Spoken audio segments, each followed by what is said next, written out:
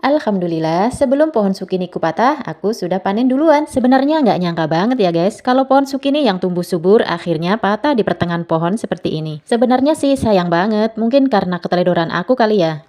Pohon yang sudah tinggi nggak aku ikat dengan kayu penopangnya. Akhirnya ya sudahlah, patah karena memang batang pohon sukini itu sangat lembek dan mudah patah. Untungnya sehari sebelumnya alhamdulillah aku sempat memanennya satu buah yang masya Allah buahnya tuh besar banget. Padahal nggak nyangka banget ya kalau tanam pohon sukini di perkampungan apalagi di kebun pekarangan bisa tumbuh subur dan berbuah juga. Sebenarnya di awal tanam aku hanya coba-coba karena kata orang-orang kalau tanam sukini di lahan perkampungan itu nggak bakalan tumbuh apalagi bisa berbuah. Tapi karena ngikuti rasa penasaran aku, akhirnya aku cari bibitnya. Sempet juga sih nanya-nanya di mana caranya aku bisa mendapatkan bibit sukini. Tadinya aku sempat bingung juga ya guys, karena di daerahku belum ada yang nanam pohon sukini. Tapi setelah iseng-iseng aku cari di online, ternyata banyak ya bibit-bibit buah atau sayuran yang menurut kita langka pasti bisa kita dapatkan. Dan gak mau ketinggalan, langsung aja aku pesen dan gak nunggu lama lagi. Setelah aku mendapatkan bibit bijinya yang aku beli di awal, beli tahu nggak guys berapa?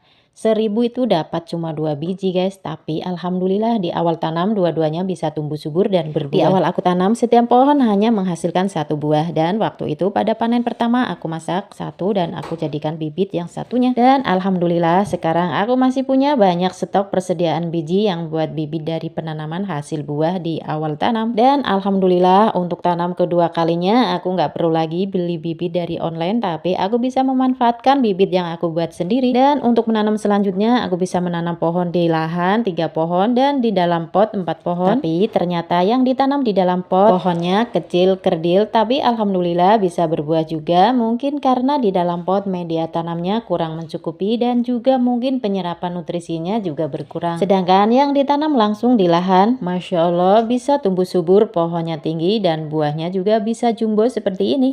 Nah, buat kalian yang penasaran mau menanam pohon sukini di daerah kalian masing-masing, jangan ragu ya guys. Silahkan mencoba. Di dataran rendah maupun dataran tinggi sepertinya bisa tumbuh tergantung perawatan dari kita yang menanamnya. Untuk teman-temanku jangan ragu, setiap apa yang kita usahakan pasti akan membuahkan hasil. Dengan kerja keras, ketekunan, dan niat yang tulus tidak akan sia-sia. Walaupun hasilnya mungkin tidak selalu seperti apa yang kita harapkan. Pasti ada pelajaran, perkembangan, atau kebaikan yang kita dapatkan dari setiap usaha. Untuk teman-temanku yang hobi bertanam, jangan ragu lagi. Yuk cintai lingkungan, hijaukan pekarangan dengan bertanam.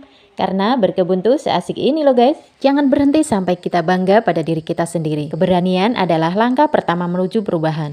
Tidak ada yang mustahil jika kita percaya pada diri kita sendiri. Jangan cuma posting, buatlah perbedaan. Tetap semangat. Oke, terima kasih.